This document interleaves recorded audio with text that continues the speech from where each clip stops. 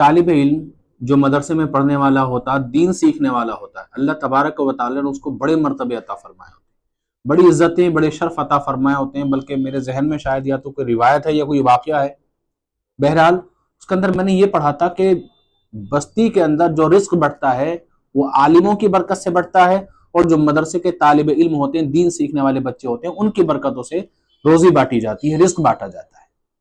ठीक है।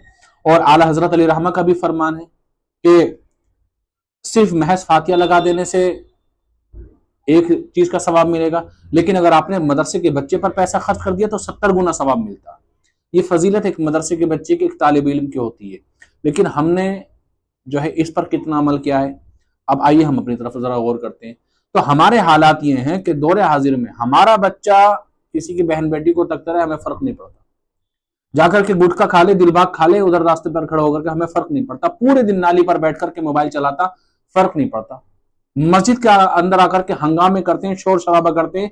जुमे के रोज आप देखते होंगे नीचे की जमीन ऊपर कर देते हैं, इतना हंगामा करते हैं। बहुत सी जगहों पर तो इतना हंगामा होता है कि पहली रकत में यह पता नहीं चलता कि इमाम साहब क्या पढ़ रहे क्या नहीं पढ़ रहे।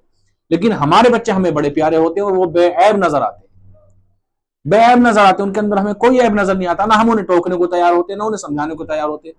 लेकिन अगर मदरसे का बच्चा अगर गैर मुनासिब वक्त पर अगर क्रिकेट खेलता हुआ मिल जाता है तो हम उसको अपनी नजरों से इतना गिरा देते हैं कि उससे बड़ा जालिम हमें नजर नहीं आता।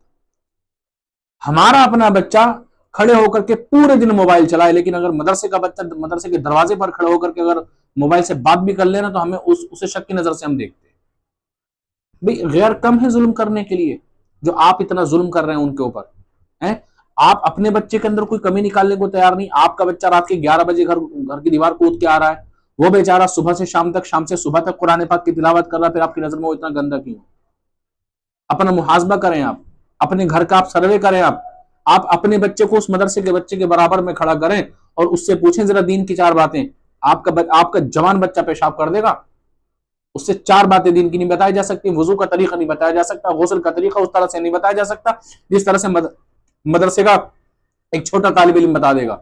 अगर ये खत्म हो गया ना तो दीन खत्म हो जाएगा। तुम्हें पता नहीं चलेगा नमाजें कैसी पढ़नी है, तुम्हें ये शऊर नहीं होगा सजदे सहव कब करना कब नहीं करना, तुम्हें ये शऊर नहीं होगा कि तुम्हें अपने बच्चों के कानों में अजानें किस तरह से पढ़नी है, अपने लोगों के जनाजे तुम्हें कैसे पढ़ाने, अपने निकाह कैसे करने, निकाह खानियां कैसी करनी, निकाहों में क्या करना चाहिए क्या नहीं करना चाहिए। ये जब मदरसे के बच्चे, मदरसे के तालिब इल्म जब बड़े होकर कालिम बनते हैं ना तो ये हमें सिखाते हैं इतनी सारी चीजों को। इन्हें हमने दुश्मन समझ रखा है।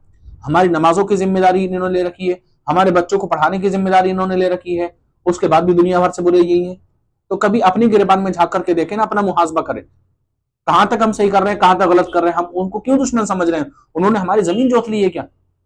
उन्होंने आपका बैल खोल लिया, उनको क्यों दुश्मन समझ रहे हैं? अगर इसलाह कर रही है तो अपने बच्चे की इसलाह करें ना। आप अपने बच्चे को समझाएं जो खड़े होकर के वो बीड़ी पी रहा है चौराहे पर, अपने बच्चों को समझाएं जो खड़े होकर के सिगरेट पी रहा है, खड़े होकर के पानी पी लेता है उल्लुओं की तरह। सरासर बेवकूफी। इस दुनिया में अगर आप अपने बच्चों को आलिम दीन नहीं बना पा रहे हैं, तालिब इल्म नहीं बना पा रहे हैं, तो अगर आपको तरक्की करनी है तो आपको मदरसे के तालिब इल्म से मोहब्बत करनी पड़ेगी, मदरसे और इन उलमा से मोहब्बत करनी पड़ेगी।